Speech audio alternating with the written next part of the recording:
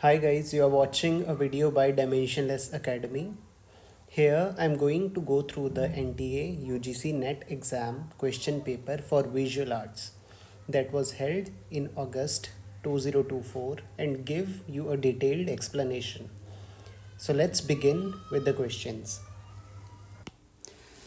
Okay, so we'll start with the question number 51, that is the term for school of Japanese painting which flourished in the late Edo period. तो कौन सा Japanese school है जो late ईडो period में शुरू है।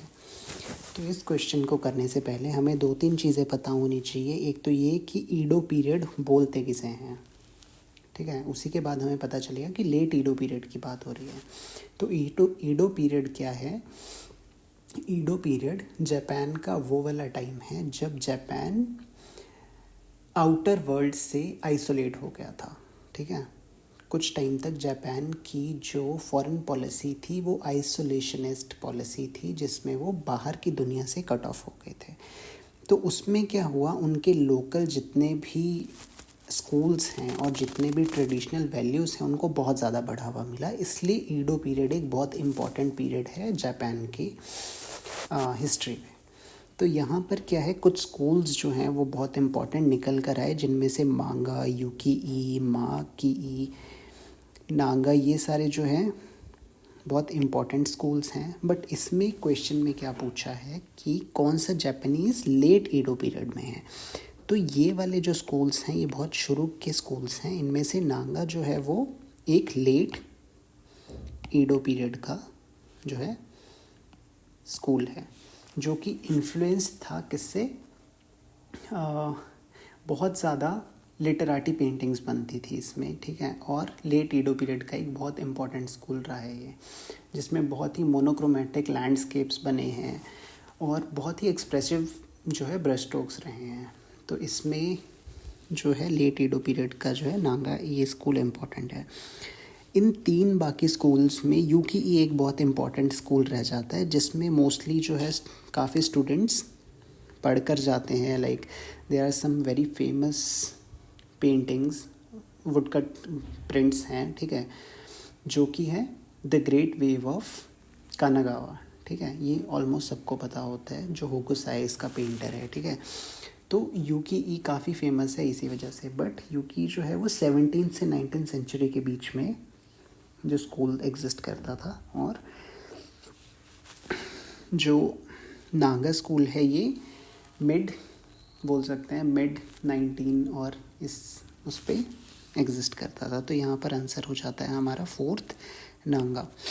इसके बाद हम आते हैं क्वेश्चन नंबर 52 पे। Arrange the principal elements of an Odishan temple in elevation and plan from top to bottom. तो यहाँ पर क्या पूछ रहे हैं, टॉप से बॉटम में जो है ओडिसन टेम्पल का एलिवेशन, ठीक है। तो ओडिसन टेम्पल के बारे में जब पूछ रहे हैं तो ओडिसन टेम्पल का हमें पता होना चाहिए कि ओडिसन टेम्पल क्या है और किस तरीके से बने हैं। तो यहाँ पर अगर आपने देखा हो, ओडिसन टेम्पल को हम कलिंग स्टाइल भी कहते हैं, ठीक है।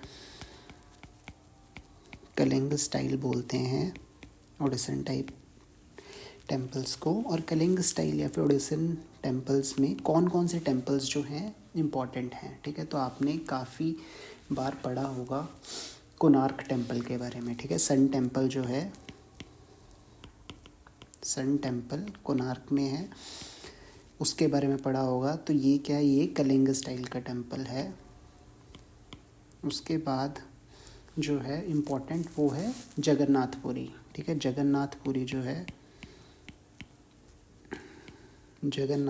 जो है एक इम्पॉर्टेंट टेम्पल है जो कलिंग स्टाइल में बना है। इसी तरह से लिंगराज भुवनेश्वर में है। ये सारे जो हैं टेम्पल्स काफ़ी इम्पॉर्टेंट हैं और इंडो आर्यन स्टाइल में ये जो है ओडिसन टेम्पल्स बने हैं।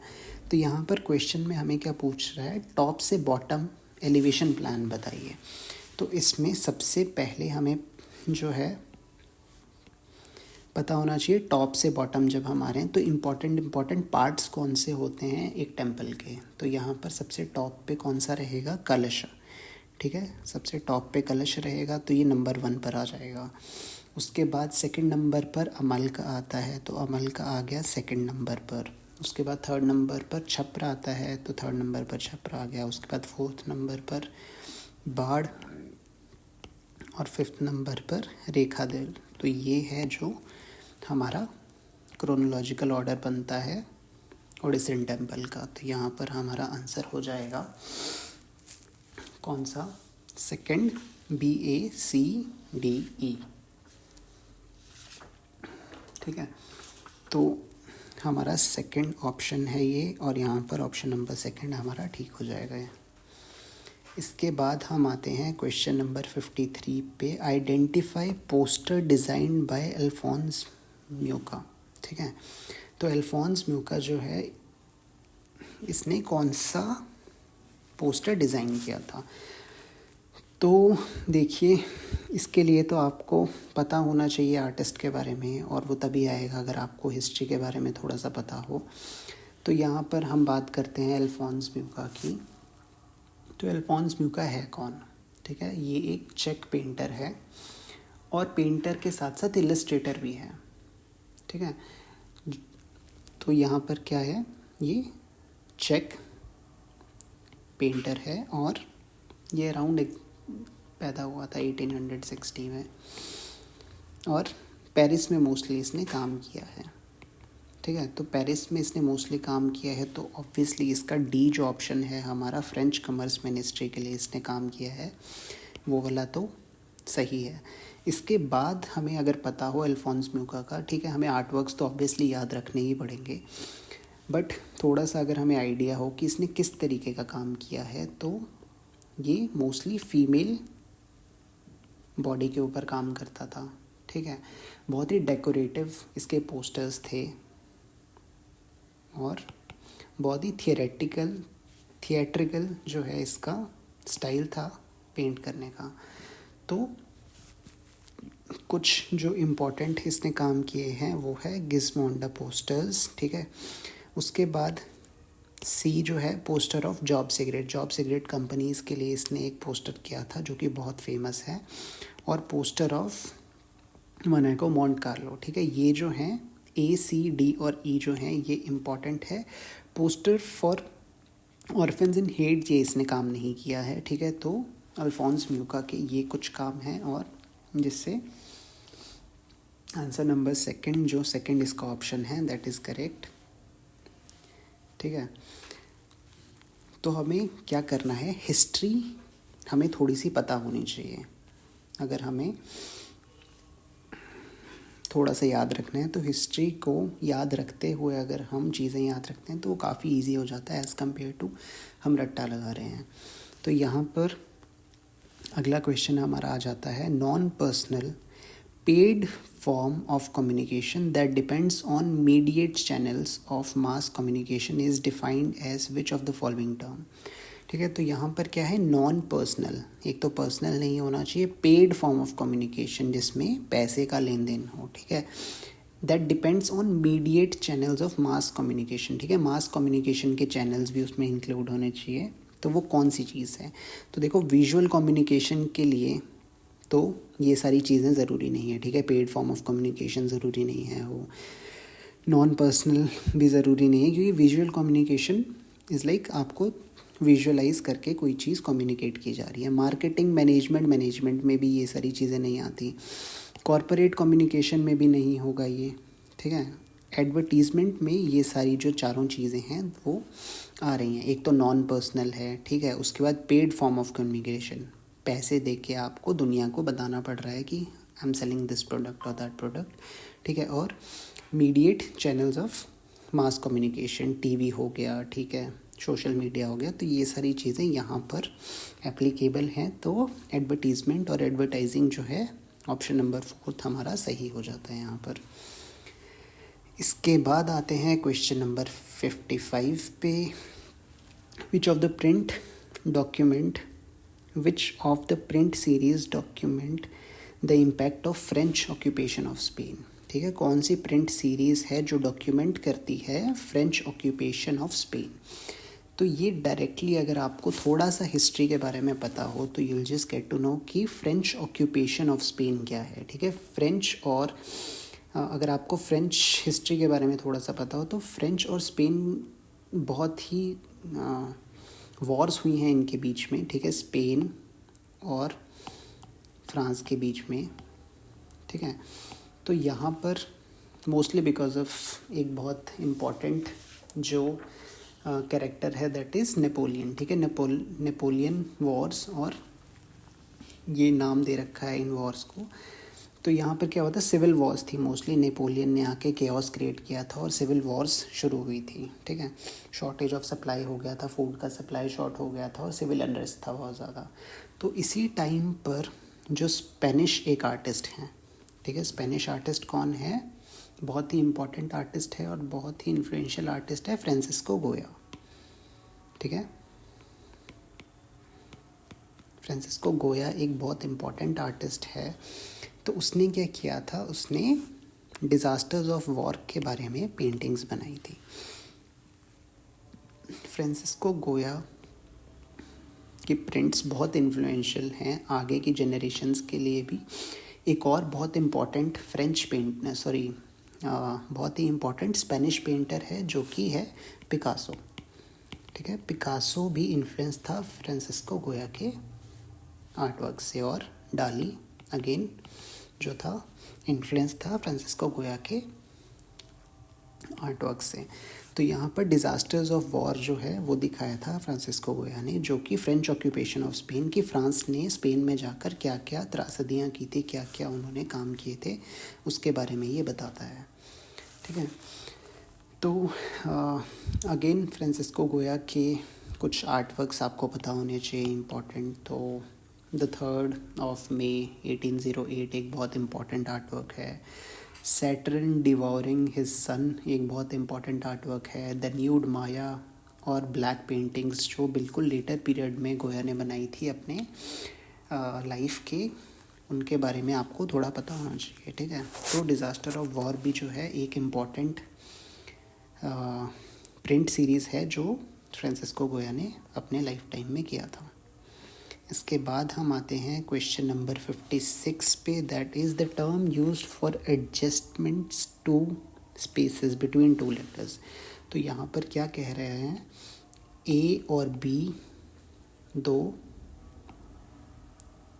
लेटर्स हैं, इन दोनों के बीच में स्पेसिंग को हम क्या कहते हैं, ठीक है। तो यहाँ पर सबसे पहला हमारा जो ऑप्शन है दैट इज़ ऑब्लिक। तो ऑब्लिक क्या चीज़ है, ठीक है। पहले तो हमें पता होना चाहिए कि क्वेश्चन किसका है, तो टाइपोग्राफी का ये क्वेश्चन है, ठीक है। तो यहाँ पर सबसे पहले हम लाते हैं ऑब्लिक को। तो ऑब्लिक क्या होता है, थोड़ा सा बेंड देना लेटर्स को, लाइक नॉर्मली हम कैसे लिखते हैं ए बी एंड सी, यहाँ पर अगर हमें थोड़ा सा बेंड दे दिया, ठीक है, ए बी एंड सी थोड़ा सा बेंड दे के लिखा तो उसको क्या बोलते हैं, इस डायरेक्शन में उसको हम कहते हैं oblique. It's quite similar to italics, जैसे हमने देखा है इटैलिक्स, तो इटैलिक्स भी क्या होता है, थोड़ा सा बेंड देना। सेकंड हमारा जो ऑप्शन है दैट इज़ ब्रैकेटिंग। तो ब्रैकेटिंग क्या होता है, थोड़ा सा कर्व देना लेटर्स को, लाइक हम ए ऐसे लिखते हैं तो थोड़ा सा अगर हमने कर्व दे के लिखा है दैट इज़ ब्रैकेटिंग, थोड़ा सा कर्व देना लेटर्स को। उसके बाद आता है लीडिंग। लीडिंग क्या होता है, स्पेसेस बिटवीन द लाइंस, ठीक है। जैसे मान लीजिए ये है लाइन 1, ठीक है, और ये है लाइन 2, तो इन दोनों लाइन के बीच में कितना स्पेस है उसको क्या कहते हैं हम, लीडिंग, ठीक है, इसको हम कहते हैं लीडिंग। उसके बाद अगला जो हमारा है कर्निंग। तो कर्निंग का क्या मतलब होता है, कर्निंग इज़ एक लेटर ए एक लेटर बी, इन दोनों के बीच के स्पेस को बढ़ाने और घटाने को क्या कहते हैं हम, कर्निंग, ठीक है। तो इसका आंसर हो गया 4th कर्निंग, ठीक है। तो अगले क्वेश्चन पे हम चलते हैं अब direct. Match the list 1 with the list 2, ठीक है। लिस्ट 1 को हमें मैच करना है लिस्ट 2 से। तो यहाँ पर कुछ हमें ए बी सी डी दिए हैं और 1 2 3 4 दिए हैं यहाँ पर लिस्ट 2 में, तो हमें इनको मिक्स और मैच करना है, ठीक है। तो सबसे पहला है हमें स्प्लिट बाइट। तो स्पिट बाइट का क्या मतलब होता है, ठीक है। सबसे पहले तो हमें पता चलना होना चाहिए कि स्पिट बाइट होता कौन से टर्म्स किस जगह से निकल कर आया है ये। तो ये एक जो ये टर्म है ये प्रिंट मेकिंग की टर्म है, ठीक है। प्रिंट मेकिंग की एक टर्म है। तो स्पिट बाइट किस में होता है? स्पिट बाइट होता है एक्वाटेंट में, ठीक है।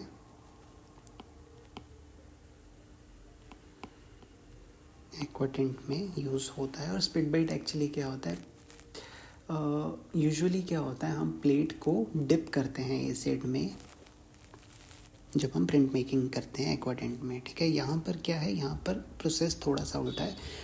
We don't put the plate into the acid. यहाँ पर क्या है, ब्रश का यूज़ करके हम जो है एसिड को प्लेट के ऊपर लगाते हैं, दैट इज़ स्पिट बाइट। थोड़ा सा ब्रश का यूज़ करके हम जो है एसिड को प्लेट के ऊपर लगाते हैं और उससे हम एक पेंटिंग क्रिएट करते हैं, सॉर्ट ऑफ पेंटिंग क्रिएट करते हैं, ठीक है। तो यहाँ पर स्पिट बाइट का हमारा जो ऑप्शन है वो किससे होगा, एक्वाटेंट से, ठीक है। तो ए का थर्ड हो गया यहाँ पर। एक बहुत ही ईजी तरीका है मिक्स और मैच, जब ये लिस्ट 1 और लिस्ट 2 का, अगर आपको 1-2 भी पता है ना तो आपको सारा चीज़ ज़रूरी नहीं है कि सब कुछ आना चाहिए। अगर आपको 1-2 भी अच्छे से आते हैं तो आप काफ़ी इजीली इसको देख सकते हो। तो यहाँ पर सबसे पहले अगर हम देखें कि 4, option number 1, option number 2, option number 3 और ऑप्शन नंबर 4 में A3 आ गया यहाँ पर, ठीक है। स्पिट बाइट एक्वाटेंट में आ गया। तो यहाँ पर बाकी देखने की आपको ज़रूरत नहीं है। बट अगेन अगर आपको ये वाला नहीं आता, लेट्स सपोज स्पिट बाइट वाला नहीं आता आपको, तो आप और भी आगे देख सकते हो। जैसे डच मॉर्डेंट क्या होता है, डच मॉर्डेंट क्या चीज़ होती है, ये स्पिट बाइट की तरह ही होता है एक्चुअली, सेम प्रिंट मेकिंग का ही टर्म है। यहाँ पर क्या होता है, कॉपर एचिंग होती है, कॉपर के ऊपर यूज़ करते हैं और शार्प एजेस निकल कर आते हैं इसमें, ठीक है। पोटेशियम क्लोराइड और HCl का यूज़ करके जो है सेम अगेन सिमिलर है स्पिट बाइट के, बट इसमें क्या आएगा, इसका ऑप्शन बी का ऑप्शन आएगा हमारे पास 4th, ठीक है। कॉपर एचिंग, कॉपर के ऊपर एचिंग करते हैं और बहुत ही फाइन लाइंस, बहुत ही शार्प लाइंस निकल कर आती हैं इस वाले प्रोसेस में। इसके बाद सी है हमारा हॉर्स कमर्स, ठीक है। हॉर्स कमर्स का क्या मतलब होता है, हॉर्स कमर्स एक बहुत ही सो टू यूज़ टर्म है, ठीक है। फ्रेंच में इसको यूज़ करते हैं, जिसका मतलब होता है नॉट फॉर सेल, ठीक है। हॉर्स कमर्स का मतलब है नॉट फॉर सेल, ठीक है। ये अगेन प्रिंट मेकिंग में बहुत ज़्यादा यूज़ होती है। प्रिंट मेकिंग में हॉर्स कमर्स का मतलब है नॉट फॉर सेल, ठीक है।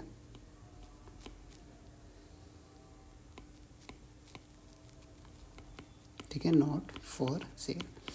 इसके बाद हमारा अगला डी ऑप्शन तो लास्ट में जो रह जाता है, सीरीज़ ऑफ प्रिंट्स, ठीक है। सूट क्या बोलते, सूट किसको बोलते हैं, प्रिंट के सीरीज़ को जो है सूट कहते हैं हमें।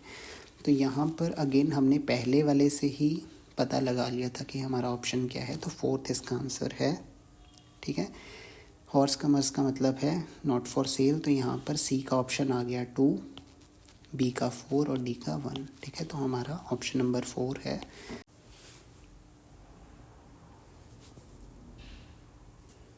अब हम आते हैं क्वेश्चन नंबर 58 पे। अगेन मिक्स एंड मैच का ये एक क्वेश्चन है।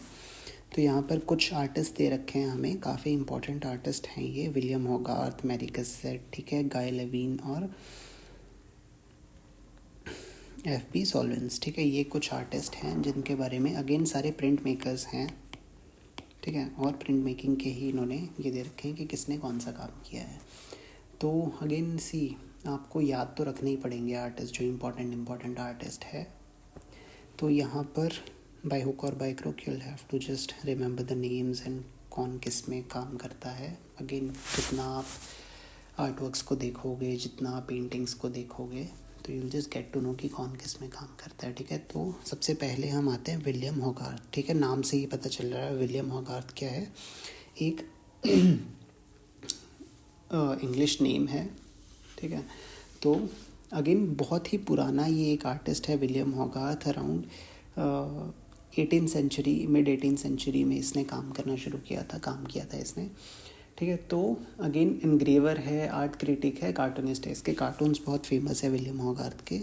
तो यहाँ पर पहला ए का ऑप्शन हमारे पास आ जाएगा। क्या किया था इसने? इनग्रेवर है, इनग्रेविंग्स की थी इसने, ठीक है। तो ए का थर्ड तो हमारा पता चल जाएगा हमें कि ए का थर्ड है। अगेन अगर हम ऑप्शंस पर भी आते हैं तो ऑप्शंस पर सी, ए का थर्ड हमारे पास यहाँ पर है और सेकंड पे है और फोर्थ पे है, ठीक है। तो हमारा सेकंड और फोर्थ में से तो हमें पक्का हो गया कि ये वाला इन दोनों में से कोई एक है, ठीक है। तो we can just eliminate first और थर्ड को। इसके बाद हमारे पास है मैरी कैसेट, ठीक है, गाय लेविन और एफ.बी. सॉल्वेंस। तो हमें अब इनमें से किसी भी तीनों में से किसी भी एक का अगर पता हो कि कौन किस में काम करता है तो will just easily sort of get to know कि कौन सा हमारा ऑप्शन है। तो Mary Cassatt again American name, नाम से ही आप पता लगा सकते हो कि अमेरिकन नेम है तो कौन सा इसने काम किया होगा। तो मैरी कैसेट यूजुअली किस पे काम करती थी? मल्टीप्लेट एचिंग पे, ठीक है। तो यहाँ पर मैरी कैसेट का बी का हो गया फोर्थ, ठीक है। ये आपको याद ही रखने पड़ेंगे। जितना आप आर्टिस्ट के बारे में पढ़ोगे, जितने आर्टिस्ट के बारे में आपको पता होगा, उतना आपका मिक्स और मैच ये वाला जो क्वेश्चन है ये सॉल्व होने के ऑप्शन ज़्यादा हैं, ठीक है। तो चार में से कुछ भी आपको दो का अगर पता है तो आप बहुत ईजिली इसका बता सकते हो, ठीक है। मैरी कैसेट फोर्थ हो गया तो बी का क्या है आपका? फोर्थ है। तो यहाँ पर हमें देखना पड़ेगा B4 कौन सा है, ये वाला, ठीक है। तो हमारा सेकंड ऑप्शन जो है A3 और B4 है, फिर हमें बाकी देखने की ज़रूरत ही नहीं है, ठीक है। बट अगेन गाय लेविन जो है, लैंगविन जो है, मीजोटेंट में काम करता है, ठीक है। मीजोटेंट में काम करता है। ये भी अगेन लिविंग एक आर्टिस्ट है, कनेडियन आर्टिस्ट है, अभी ज़िंदा है और ये मीजोटेंट में मोस्टली काम करते हैं। और एफ.बी. सॉल्वेंस लास्ट में बचते हैं। तो ये कलर्ड एचिंग का अगेन आंसर आपका हो जाता है। तो एफ.बी. सॉल्वेंस भी जो है एक बेल्जियन आर्टिस्ट है, ठीक है। तो नेक्स्ट हमारा जो क्वेश्चन है that is question number 59, the artist who were inspired by तंत्र। ये बहुत ही इंटरेस्टिंग क्वेश्चन है, ठीक है। तो अगेन इंडियन आर्ट से रिलेटेड इंडियन आर्टिस्ट का एक क्वेश्चन है। अब देखो, इंडियन आर्टिस्ट तो आपको याद रखने ही चाहिए और याद रखने भी पड़ेंगे। कुछ इनमें से बहुत इम्पोर्टेंट आर्टिस्ट हैं, कुछ not that important, but again आपको याद तो रखने ही पड़ेंगे। तो शुरू करते हैं स्टार्टिंग में प्रफुल्ल मोहंती से, फिर है के.वी. हरिदर्शन, फिर माधवी पारेख, बीरेंदे एंड रतिन मित्रा। तो अब सबसे पहले हम आते हैं प्रफुल्ल मोहंती पे, ठीक है। अगेन ओडिशन बॉर्न आर्टिस्ट है, उड़ीसा का आर्टिस्ट है, ठीक है। तंत्र पे काम किया है कि नहीं किया है ये हमें पता होना चाहिए, ठीक है। तो प्रफुल्ल मोहंती मोस्टली क्या है, तंत्र पे काम करते थे। तो ये तो हमारा पहला वाला तो हमारा करेक्ट है। सेकंड है के.वी. हरिदसन, ठीक है। के.वी. हरिदसन अगेन नियो तांत्रिक आर्टिस्ट है, ठीक है, नियो तांत्रिक आर्टिस्ट है और again Madras college of art से पढ़े हैं और अभी रिसेंटली 2014 में जो है इनकी डेथ हुई है।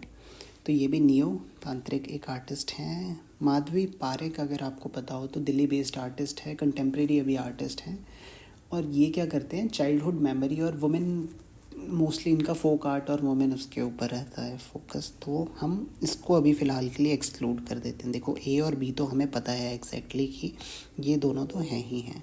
माधवी पारेख नहीं है। बीरेंदे एक बहुत इम्पॉर्टेंट आर्टिस्ट है, तंत्र और इनके ऊपर इन्होंने काम किया है तो अगेन हम इनके ऊपर डाल सकते हैं, तंत्र का काम किया है इन्होंने। मॉडर्न आर्टिस्ट हैं और पद्मश्री से अवॉर्डेड काफ़ी इम्पोर्टेंट आर्टिस्ट है ये, ठीक है। तो बीरेंदे का नाम हम ज़रूर इसमें डालेंगे तंत्र के ऊपर, ठीक है। तो हमारे पास ए, बी और डी है जो अभी फ़िलहाल के लिए है, ठीक है। उसके बाद हम आते हैं रतिन मित्रा पे। तो रतिन मित्रा अगेन कैलकाटा ग्रुप के एक बहुत को फाउंडर थे। 1943 में इन्होंने कैलकाटा ग्रुप के फाउंडेशन की थी और एक मॉडर्न आर्टिस्ट है, ठीक है। बंगाली, अगेन दोनों ही बंगाली हैं, ऑप्शन डी और ऑप्शन ई। बट ये जो रतन मित्रा थे ये तंत्र के ऊपर काम नहीं करते, ठीक है, इंडियन मॉडर्न आर्टिस्ट थे बट तंत्र के ऊपर काम नहीं करते थे। तो यहाँ पर हमारे पास आ जाता है ए, बी और डी, ठीक है। प्रफुल्ल मोहंती, के वी हरिदासन और बीरेन दे जो हैं ये तंत्र से काफ़ी इंस्पायर्ड आर्टिस्ट थे। तो यहाँ पर हमारा ए, बी और डी जो है, थर्ड ऑप्शन इज़ करेक्ट।